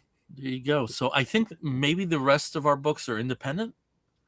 Is that? I think Ish. so. Okay. Yeah. All right. Well, Independent-ish. let's just stick with this order. Steve, what do you have up next? So I could go pretty quick with this one. The book that I've been reading, and I've been reading it since it came out, since it was announced as part of the Energon universe that that was being presented. I want to say maybe 2 years ago now, maybe almost 3 years ago, where Image got the rights to go ahead and publish books on G.I. Joe and Transformers, and had actually started off with sort of a bait and switch with the book Void Rivals, which is very tied into the lore of all of the the other books. But the one that I think a lot of people were looking forward to was Transformers. And so I have been reading it since it came out. It is wild. It is crazy. Daniel Warren Johnson has been spearheading and, steering the ship this whole time with this storyline, which right out of the gate, you learn that this is a very different, in the same vein as Spider-Gwen, a much grittier version of the Transformers. Transformers has never really been about sort of like puppies and light rainbows, but there was a lot more, I would say, a lot more hopeful moments in previous comic iterations and in the cartoon series and and anime. This is very dark. People die. Transformers die. Entire cities are wiped off the map of the United States when the Decepticons start their attack and try to, one, destroy any of the Autobots that are around, but two, also, basically use this world as an energy source. And anytime they find any kind of energy source, they just destroy everything around it, which are usually large cities and people. They have no qualms of stepping and squishing and just crushing babies, children, pets. Like everybody dies in this. And there's been some really tragic moments with the Autobots themselves. Several, major characters have died or been, deactivated. And that includes Optimus Prime himself. Up until just a few issues prior, he was effectively dead. His matrix had been taken over by some kind of horrible virus of some sort, some really dark virus that was sapping the life energy out of it. And I would say that anybody who has been following it and might be a little bit behind, issue number 23, which comes right before this, is absolutely a must read. Just because it goes into what Optimus Prime is experiencing in his mind, his soul, within the Matrix, and also involves Spike's dad. And it's very moving, very emotional, really cool. Issue number 24, it just, right out of the gate, page one, it is basically Optimus Prime versus Megatron. Smashy, smashy, smashy, smashy, smashy, smashy. And it continues that way for the next maybe 15 pages of just pure robot on robot, sentient giant mech life form on sentient giant mech life form, just destroying each other. There's a part where Megatron throws Optimus off of some building in Chicago, and he ends up getting speared on two antenna. It is just carnage of very mechanical nature, but there's just so much death and destruction, and the Autobots have been trying to evacuate all of the humans from the city of Chicago as it's being laid to waste, and the Decepticons, including the Devastators and all of the the methods and mechs they've been using to just reap terror and horror and destruction on the United States, are just doing the same here. But in a wonderful turn of events, Optimus Prime, with the help of the power that he's discovered within himself, within the Matrix, and in essentially combining his spirit with that of Spike's dad, who is also dead, just comes through and really does a number. And I can't really spoil it, but suffice to say, this ends 2 years of DWJ storytelling very effectively, which is a good thing because this is his final issue. So next month, Kirkman takes over. So up to this point, this has been DWJ's show. Caleb, maybe. I mean, it's possible, but I've been reading Kirkman's Void Rivals, and I love it. So, you know, it really depends on what kind of plans that he has for this. But where DWJ leaves him and leaves the Autobots and leaves the Decepticons at the end of this, I think it sets Kirkman up for success in trying to maybe potentially make it a more uplifting book, but also gives him all the tools and all the, you know, literally all the toys are where they need to be. And I'm impressed with this. I never really was a huge fan of the original Marvel series. I read like maybe a couple issues here and there. Like I watched the cartoon when it was on in the 80s as a kid, but haven't really followed it all that much. But I've been religiously reading the comics every month when they've been coming out, and I've been extremely happy with the you know, with how DWJ has been writing this. The art, which is by Jorge Corona for most issues, is so organic, even though you know, he spends most of his time drawing giant robots. There's some kind of like grungy feel to it that just feels like he's been packing these, like he's molded these characters out of mud. Like it's so, it sounds kind of weird, but it's just so organic and so like natural. No, there's a clay field. There's a claymation field to it. Yeah, that's. I mean, it looks like a toy that's like, it looks like a sculpt. Yeah, it looks like a toy that's been through the ringer. You know, all of his toys have been through the ringer here, but it looks so good. And I've been just so happy with the direction that this book has gone in. I am going to be sad that DWJ is stepping back from it, but after 2 years of like banging it out every month, he deserves a break.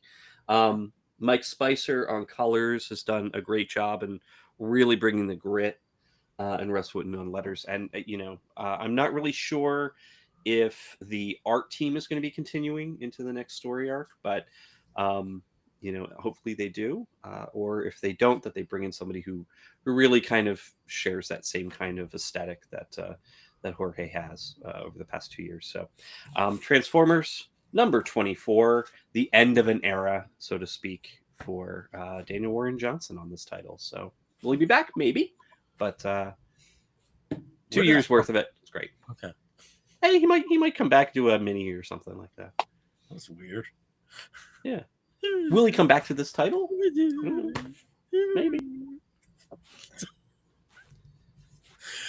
I'm frustrated because I went all in on Revolution when the titles were at IDW. And it was a really cool resetting of all the Hasbro properties. You know, they pulled in Action Man, they pulled in ROM, Micronauts, Mask. You know, so it was really nice how they pulled everything in, and then it just like fizzled. Yeah. It was really frustrating because there was so much world building. They even had Ohatmu issues, and it just seemed just as quickly they went into like First Strike, and First Strike just kind of felt like pedestrian after all this cool world building. So if I had a ton of money, I probably would have gotten everything in this iteration, you know, especially since, you know, Void Rivals #1 was so goddamn exciting. You know, that was so exciting. But, and the hype around it was cool too, just because it was so unexpected. Yeah. All right. I remember talking about that first issue. I was like, holy shit. Yeah. That was like one of those like page turn. Whoa. You know? Yeah. Yep. All right. Over to Caleb. Caleb, what do you got? So I've got kind of a cool segue. You know, I started reading Transformers, but I just haven't been able to find my way into it. Never was a big like that person, but it's winning lots of awards, lots of accolades. So my track record. I might come back in a year and then fall in love with it. Kind of like I just did with another recent story that has been out for a long time, has gotten lots of love, has been lauded copiously, I think, on this show by people who love this book. And I was sitting there the other day and I saw it pop up on the app that I read comics legally. I pay, it's legit. So I saw it and I was like, you know what? I've not been really. I read a lot of DC on the app, so let me jump over here and read something else. And I absolutely fell in love with Something Is Killing the Children. It has been a long, long, long, long, long, long time since I have been just like grabbed by a book and have just binge read just chapter after chapter after chapter after chapter after chapter. And that is what happened with this. So Something Killing the Children, it is the brainchild of James Tynan IV, Walter, I cannot pronounce his name. I'm sorry. Werther Dell'Edera. It's got Miguel Muerto on the colors. And we're deep in this book, right? We're 30 something chapters. I mean, it's just keep going. It's got a spinoff series and stuff like that. But I sat down over like the weekend. I started reading it on Friday. And by Monday, I'd read like 30 chapters of this book. Like I was just kind of shooting things to Steve, and I'm just like, oh, like, are you like, this is ridiculous how much I've just been taken by this book. And the premise of it, just recap it real quick. Monsters exist in the world. Kids can see them. Adults can't, but they can definitely die by the monster's hand. These monsters are born out of the children's fear to some degree. It is some reflection of their greatest trauma and fears. And of course, there is a top secret, clandestine, occult group of assassin league people who go out and they hunt these things. I don't know what else to call them. They do. Some of them have different groups. I mean, you've got these. All of them wear different masks. The white masks hunt in packs. The black masks, which is what the main character Erica Slaughter is, they're solo hunters. They're kind of lone wolves. You've got blue masks who are the tech folks. They run things. You've got folks who are basically high end top secret butlers. Which I'm sorry. Like you prove yourself that you can hunt and kill monsters and you're this badass and your job is to be the butler for the clan. That's sad. That seems like a lot of danger for that's not a very high reward, but maybe you also don't get murdered by things. So that might be the payoff. I don't know. But anyway, they do all these things. Their job is to keep the secret, right? Keeping the masquerade. These are not necessarily benevolent people. If they find out that a whole lot of folks, have seen the monsters or have witness the deaths and know the secret, well, all of a sudden entire towns, I don't know, like drop off with Ebola or something. I mean, they happen to all die. They go in and kill them, right? Not great people. After reading all of these, the image that Steve has got up right now is the cover for Volume 6. And I should have done my due diligence and written down actually what specific issue Volume 6 starts with. But Volume 6 and 7, from what I have read, are hands down easily my favorite arcs of this story. And they blend in together. It is to a point to where Erica has, who she is, her skill set, what she'll do. She has managed to piss off literally everybody. She has ostracized herself from her house. She's ostracized herself from the Order of Dragons, or from, which is what they are, it's what they do. And she's out on her own and she's still fighting monsters. And she's been ostracized because she refuses to do the bad thing, right? She's like, no, I spent all this time saving these people. I'm not going to turn around and then snuff out a few lives to help keep this secret. There are other ways that we can do things. Noble, right? She's a good person deep in her heart who can just massacre and slaughter at will. And so because of what this happens, again, this is an international organization. Some of the people from, other countries who have these houses are not happy with what's going on. And effectively, she's put on a hit list. And because she's put on this hit list, she is targeted by another black mask whose name is Cutter. And by the way, the interesting things about these characters, these demon monster hunters, is all of them kind of found their way in, and they have monsters of their own that have been locked in, condensed, and retained in dolls, in teddy bears, in some type of childlike figure.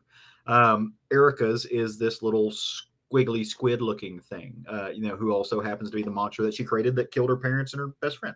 But she's being hunted down by Cutter, who is this sociopathic serial killer who comes in at the most inopportune moment. Not that there's ever a good moment to be hunted down by a serial killer, but while you're in the midst of dealing with a doppelganger who's got an eyeball in their torso and is going and just selectively murdering kids in the American Southwest and hunting down res kids, not exactly great. And doppelgangers are a little bit different from some of the rest of the monsters that they face. These are like the bads, and normally they would call in like the special team, the white mask to come in and pack hunt this thing. But Erica in her infinite wisdom has latched onto this. She's going to do the work. She can't walk away. She can't let people die.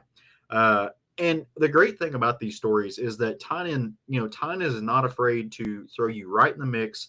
He will introduce you to these new characters and then promptly take them away, because it's a story about death. It's a story about connection and loss. That's what this is built on.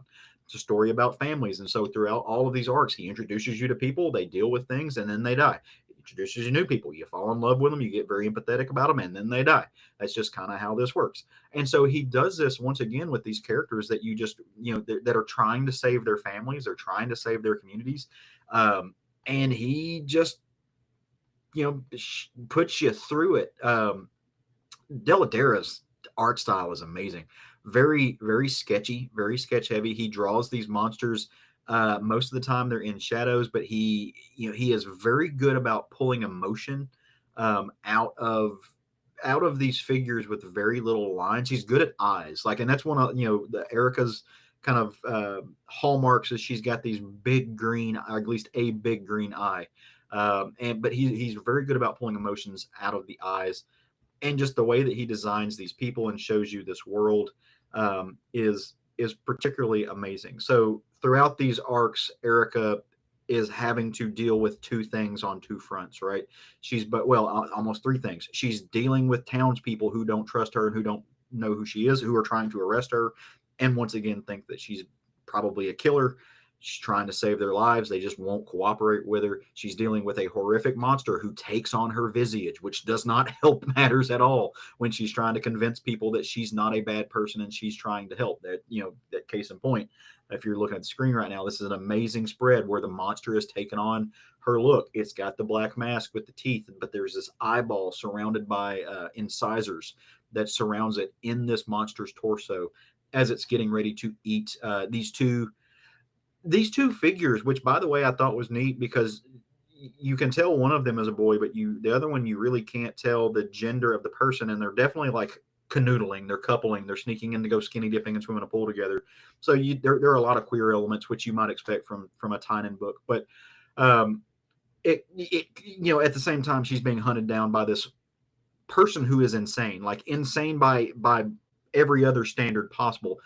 And you start to see some of the machinations where the people who are kind of looking out for Erica, but standoffishly her old house and order, they kind of get to the reasons like, hey, I don't think the overall Order of Dragons really gives a shit who comes out of this. They've got two problems. One of them can live. And let's maybe tweak this a little bit. And you see these relationships develop and fall apart and develop again. You see these characters who hate each other but have a strong connection and a shared history.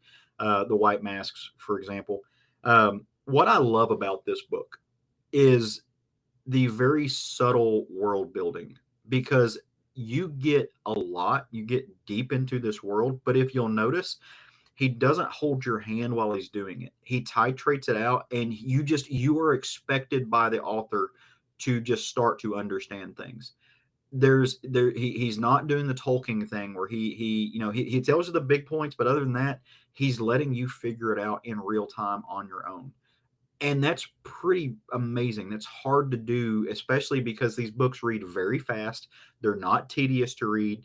You can blow through an issue in a couple of minutes. I mean, these are page turners. They're well paced. don't take a lot of time to read. But at the same time, you're being immersed and you have to pick up on a lot of stuff, context clues and otherwise, that you can do. And if you notice that you're doing it almost just naturally, Tynan really has a grasp, and so does Deladera. They have a great visual language together that they are depicting in this story. And that to me, from the craft element, is the best part of this story, because is truly, I don't know, it is immersive, deep world building done at a very shallow level, if that makes any kind of sense. And I think if you read this, you'll understand what I'm saying. But I am caught up as far as what's on my app. I cannot wait to get the next issue. I had Steve, I sent him some images and he's been showing them us this, but there's one up right now where Erica, who is just rock, right? She is not an emotional person. She's seen death. She lives with grief. It's just kind of everything. She's had friends walk away. She's lost her family, but she's having this moment of solitude again in the American Southwest, and a horse just kind of walks in the back gate, and she just walks up to this horse, this giant, gentle creature. It lets her grab its head, and she just puts her face on its face, and she just weeps. And I like that. To me, was a very poignant, emotion-packed moment, where there is still some humanity there with this person whose life is to kill. Go check out this series if you haven't yet. I need to start reading the spinoff series next, because I heard it's equally amazing. You get more of the world, more of these characters, more of the order that they have. Steve, I know you've read it. Bill, I don't know if you have read this or not, but I actually do think you'd enjoy it. But it's worth checking out. And again, just completely captivated me, got me reading, had 40 issues in 4 days easily. And that's not easy to do for me anymore. I took time to do it. I've stayed up late and read, which I don't do. So I have to say, my exposure to Tinian's horror stuff has been minimal. Things like the lake house, yeah, whatever, the nice house on the lake. The nice house on the lake, completely different. Yeah, and it just doesn't resonate with me. And the nice thing about this being a hit series is this is going to be around for decades. Yeah, collected form. So at some point, maybe I will. It's just not really. Not nearly as cerebral as a nice house on the lake. It's probably closer to the woods as far as, and it's not exactly like the woods, but it's closer to the woods. Yeah, as far as what he's done. Yeah, and I've only read the first volume, so you are way ahead of me at this point. But it is absolutely, I agree. It throws you in very.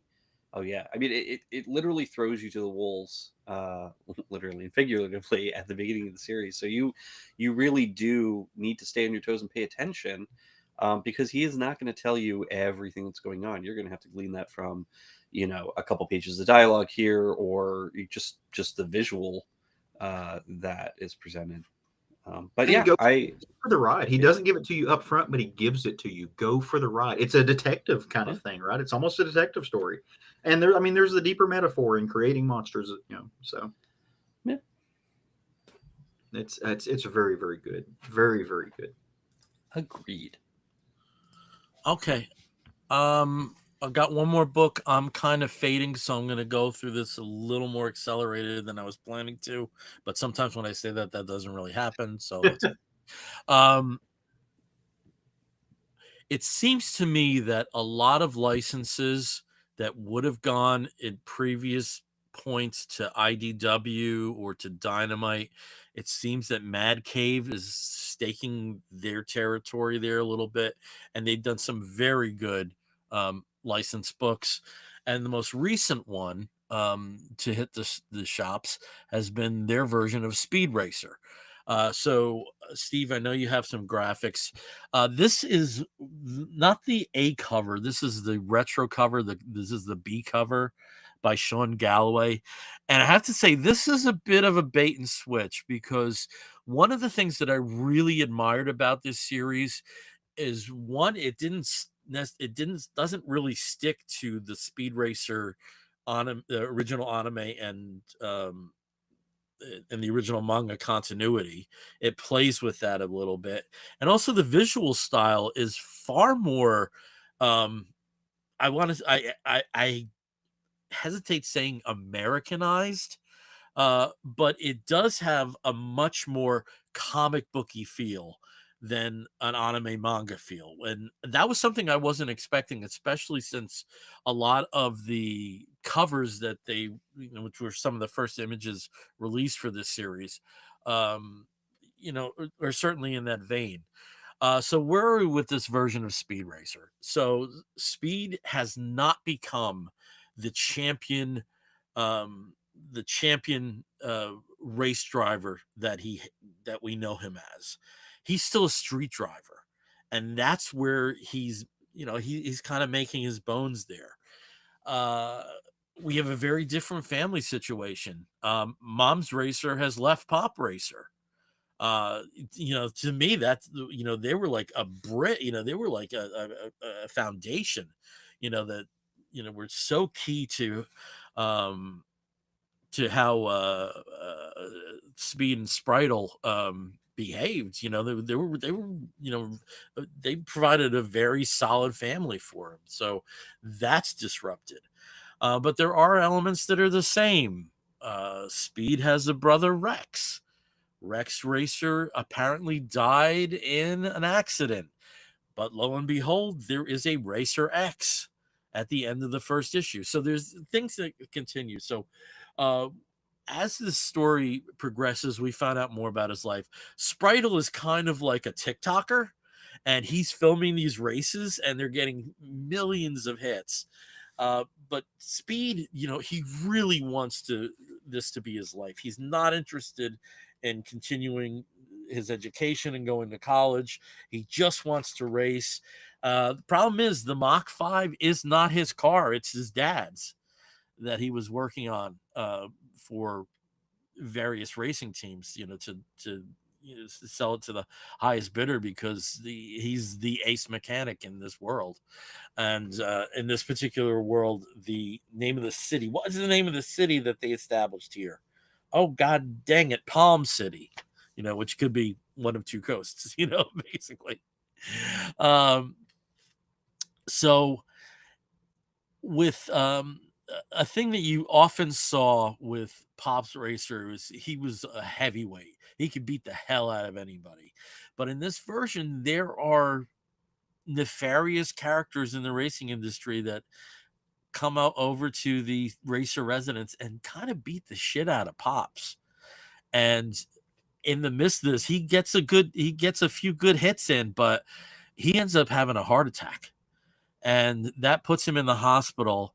They find out, because of their shit health insurance, that and here you see Pop's bedridden, that he's going to need a heart transplant, and that's going to run in the millions. So Speed feels like he doesn't have a choice but to enter some of these big, like, chaotic races that that are out there, and one of the prizes is $1 million for one particular race. As he's preparing for this, he comes across a young woman, Trixie. And Trixie, instead of just being the girlfriend, as she's usually depicted, she turns out to be the head of one of the racing teams. And she decides, hey, let's take a chance on Speed, even though they met before, and they, there's clearly a romance undercurrent there. And as you can see in this image, some of the other racing cars have these weapons, and the Mach 5 is no different. So that's a really cool element. There were some really great pages with depicting the actual races, and they've also established some very big bads in the Cat team. This really was a bit of a surprise, because I think I was expecting something much more in the anime style, and that it was something so different. Because again, like a lot of the previous Speed Racer comic books have been in there, and then when they've gone for something a bit more photorealistic, it's been artists like Tommy Yoon, who kind of has a foot in anime and a foot in conventional comic drawing. The writer is David Pepose. The artist is David Tinto. Tons tons of variant covers, which are all pretty cool. I don't think this has been solicited as a mini. I think they're just,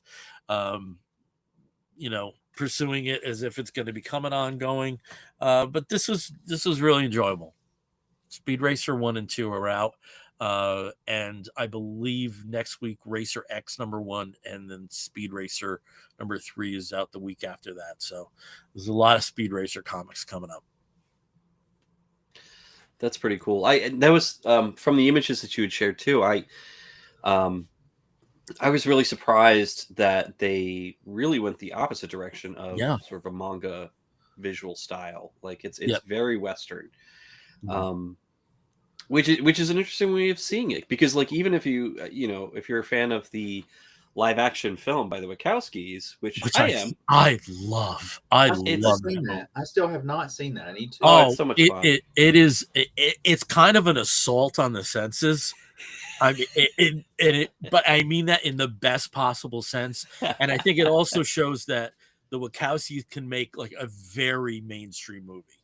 Like an exceptionally mainstream movie. I wish it was a hit. It was so much better. It did not deserve the flop status that it had. It's a very good. Yeah, but it's definitely got the cult legs now because I think it does have such a devoted following to it that it'll be around. It'll be in retrospectives for a long time. Mm-hmm. But even that, starring all Western actors, still made sure the visual style, the way that the costumes were done, the backgrounds, the cars, the technology, everything was just pulled straight from the pages of the manga or right from the original cartoon. And so it still maintained that same kind of feel to it. But this, like, I mean, yes, you've got the race cars with like their cool weapons and things, but this is definitely more of a Western style. And I'm curious if they're if they're going to do some kind of like maybe incorporate some elements here and there. Like, I mean, like you said, from one of the variant covers, like it's kind of like, oh, well, here's sort of like a nod to the original style, a little bit here and there. But it reminded me a little bit of what we've seen in some of the Rocketeer comics over the past couple of years. Kind of a little bit of the same, not as much, but some of it was very similar. It didn't have the dated feel because they try to go for that, kind of late 30s, 40s vibe. But there were some of the similar lines, and I thought it was interesting. Because I was expecting a little bit more of like the Comico vibe. Yep. Yeah. With Kimiko's was they did the Robotech comics. Yeah. I don't think they had any other manga or anime properties in their run. They didn't do Captain Harlock, did they? No, that was Eternity. Eternity. That was Eternity. I can't remember who did Area 88. Was that? That was Eclipse, and the Area 88 was the actual manga. Right. Yeah. So, but Robotech was all new stories based on the Robotech. The Robotech narrative, which was very much basically replicating that style, which set the tone for a lot of stuff. What is with Steve going off camera?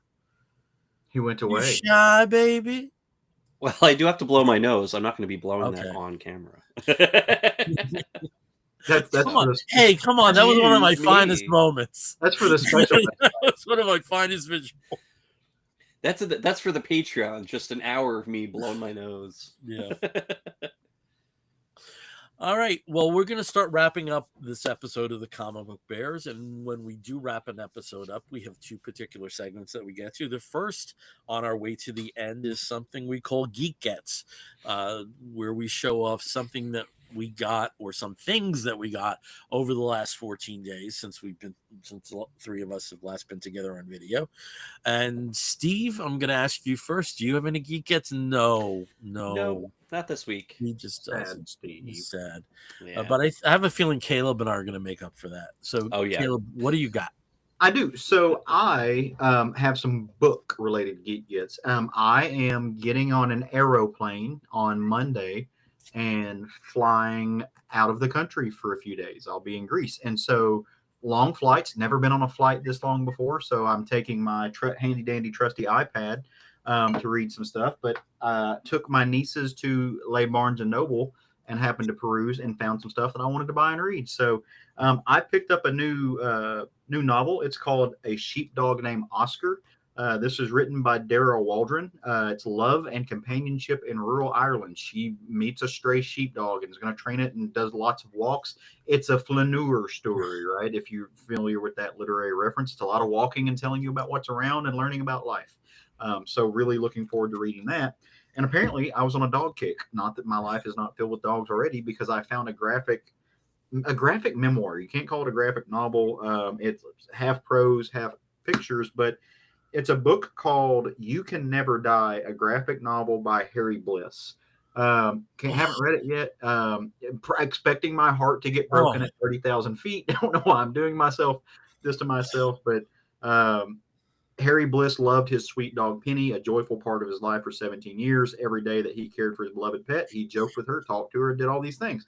And Penny's presence is unmistakable and hilariously incorporated into this iconic cartoon. In one, he gazes, what I could go on and on.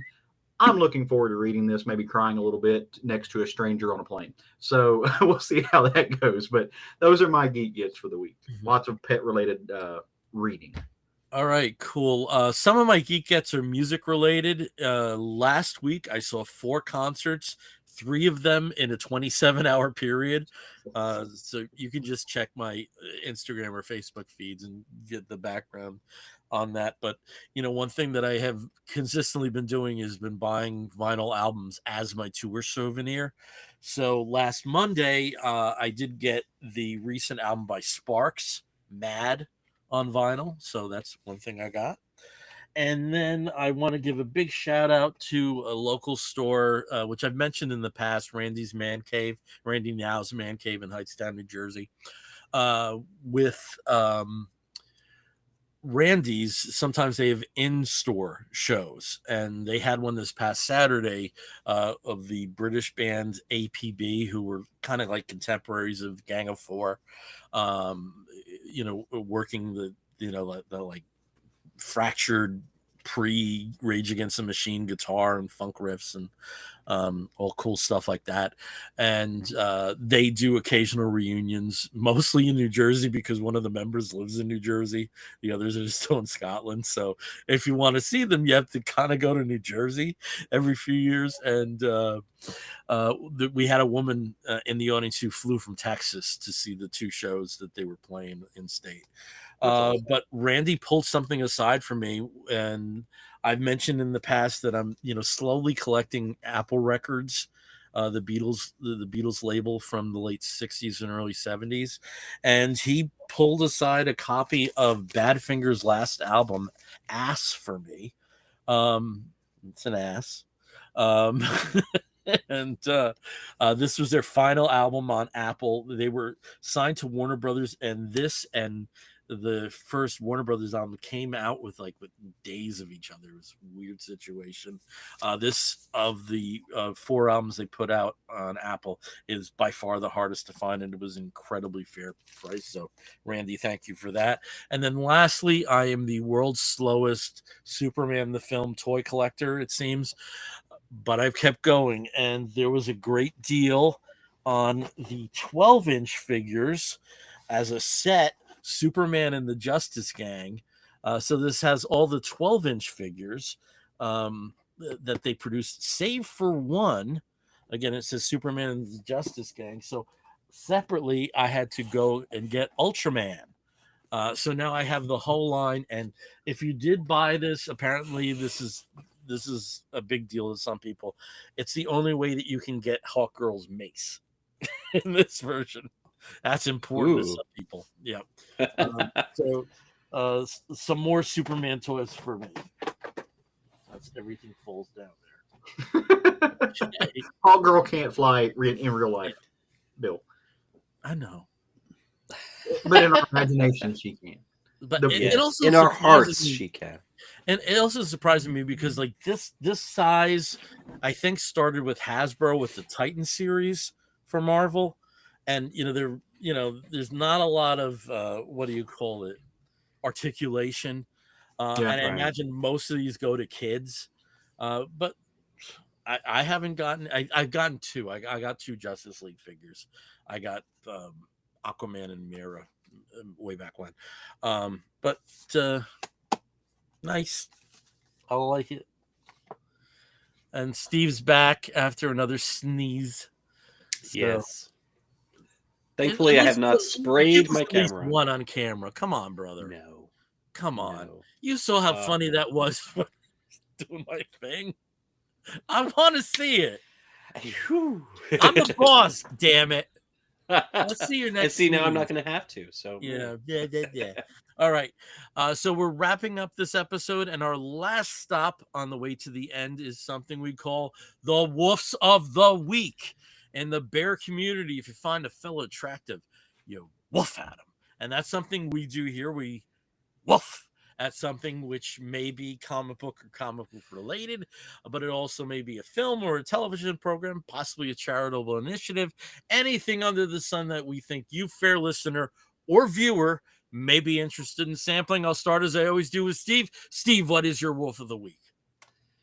Well, this is not comic book related, but in some circles and in some social groups, this might as well be their massive crossover, their massive, their event book of the year. And that is, of course, the Great British Bake Off, aka the Great British Baking Show.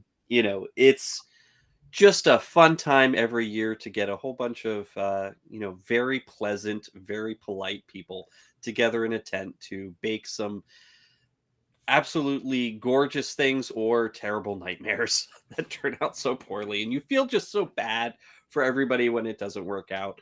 But it's a wonderful crop of contestants this year. You still have Noel and Allison as the hosts. And I believe this might actually be Prue's last year as a judge. So, it'd be a good time to enjoy her last go. It is available on on Channel 4 in the UK on Tuesday nights. And of course, it's airing in the US and other markets on Netflix on Fridays. So they will show you the new episode on Friday. So it is weekly. It's one of those things that Netflix actually does with very few shows, and this is one of them. So Great British Baking Show, aka Great British Bake Off. Enjoy. Very cool. All right, over to Caleb. Caleb, what is your Wolf of the Week? Co-sign with that. But my Wolf of the Week actually goes out to some really good friends of ours. The fine folks at 11 O'Clock Comics are right now recording, and I'm going to jump over on their Discord after this for a few minutes, but they are recording their 1000th episode of 11 O'Clock Comics. They have not missed a week. They have put out at least one podcast every week since they started this thing, sometimes 2 or 3 a week. And they're up to 1,000. It's a huge landmark. I cannot.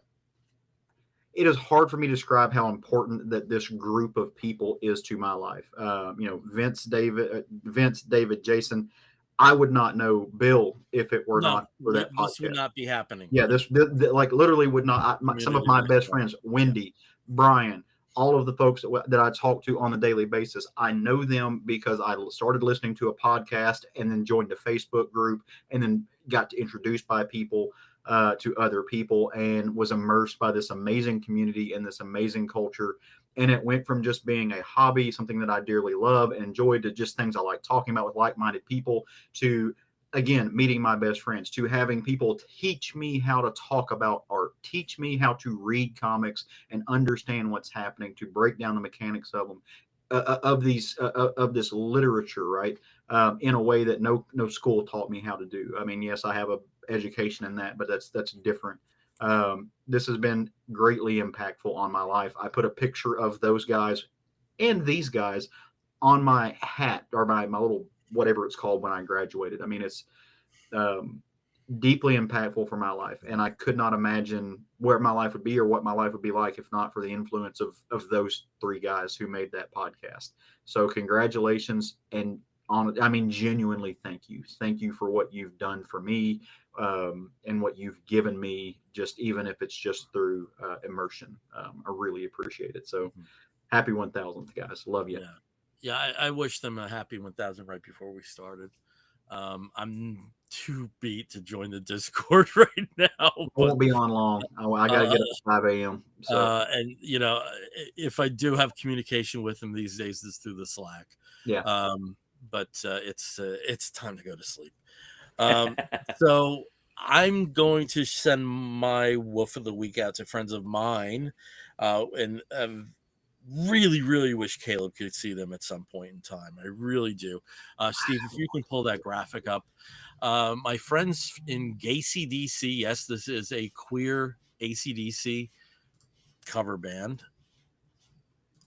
Let's get up so we get the date. There it is. There we go. There we go.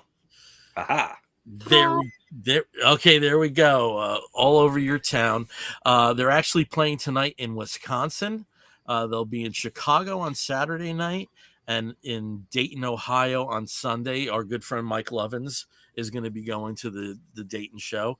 And then next week they have a run of shows, Boston on Thursday, Ben Salem on Friday, which I will be going to. Now that the Sex Pistols canceled, I was very worried I was not going to be able to see them this tour. And then they're playing at the Williams Center in Rutherford, which is a fantastic venue for them. It's a very cool concert venue. There's a record store inside the concert venue. There's a bookstore inside the concert venue. There's an ice cream parlor inside the concert venue. What more could you want? The lead singer is Chris Freeman, who is probably best known as the bassist and founder for Pansy Division. My good friend Glenn is playing bass. Muscle Bear Steve McKnight is on guitar. He's a veteran of like legit hair metal bands like Cry Wolf. And it's a hell of a lot of fun. So they don't tour often. Mostly because of day jobs, some of which are really impressive. So they are going to be doing a spate of dates over the next 2 days in the Midwest and in the East Coast. They're based in California, so the California dates aren't as rare, but they do have some shows in Ocean Beach and Phoenix, Arizona, and Yucca Valley toward the end of October. But do go out and see them. Just filthy reinterpreted lyrics of ACDC songs, and they're just so good. They're just so good as a band, and I can't wait for next Friday. So, ACDC is my Wolf of the Week. Cool. Yeah. And nobody plays Charlotte or Winston-Salem, so oh well. They'll never come down here. I live in Arkansas. Shut the fuck up. Yeah. But you I never think Brad know. Paisley's playing every week here. That's yeah. about it. Yeah, you can see. I'm sure you get like Jason Aldean. We do. Yes. I say that we get some legitimately great acts here, and honestly, as somebody, I make that joke. That is not fair for me to say because I do not get out and see the good acts that we get when I get a chance to half the time because I just don't. So I need to go see more. Yep. I see too much. You have seen too much. You've seen too much. Yeah. So I vicariously go to all these concerts through you. So yeah, this between one you and in Tito, particular in the New York area, there is a good show every night. If you wanted to go, there is a good show every night. We used to, there used to be a big joke about Rocktober. That used to be a big like radio station staple. Yeah. September is the new Rocktober right now. And the shows that I'm passing up on are phenomenal. Rocktober. You only have so many if so many dollars in the wallet and so many hours that you can dedicate to this stuff. But at least where I am, it's an incredibly good concert month. That's awesome. I got 2 more. I got 2 more this month. So all right. Okay. This was all right. Okay, this was the Comic Book Bears podcast. Not episode 1000, but we got a few under. Yeah, we've done a couple. So, if you want to follow us, you can do so by following us on social media, where we are Comic Book Bears. Apart from Facebook, where we are Comic Book Bears Podcast. If you want to write to us, please do so by sending an email to comicbookbears@gmail.com. If you want to listen to us, you can catch us on Spotify, Apple Podcasts, and all of the major podcatching platforms. If you are watching us through Facebook Live, I don't know how to characterize this anymore, Steve. Sort of Facebook Live and through YouTube Live. Thank you for joining us tonight. If you are joining us later on video through our YouTube account, thank you. Please like and subscribe. So until next time, I'm Bill Zanowitz. I'm Steve Morey. I've been Caleb Alexander McKenzie. The whole time. Your whole life. The whole Your time. whole Not my whole life. I was Never Caleb been anyone Alexander. else. Never. Had no hyphen. Brother, I gotta say, before we started, just want to let people know we were tired, and I got a jolt of energy, and that jolt's gone. I gotta go. Again, we are the Comic Book Podcast. If you're listening to the audio version, you're gonna hear a woof and an explosion.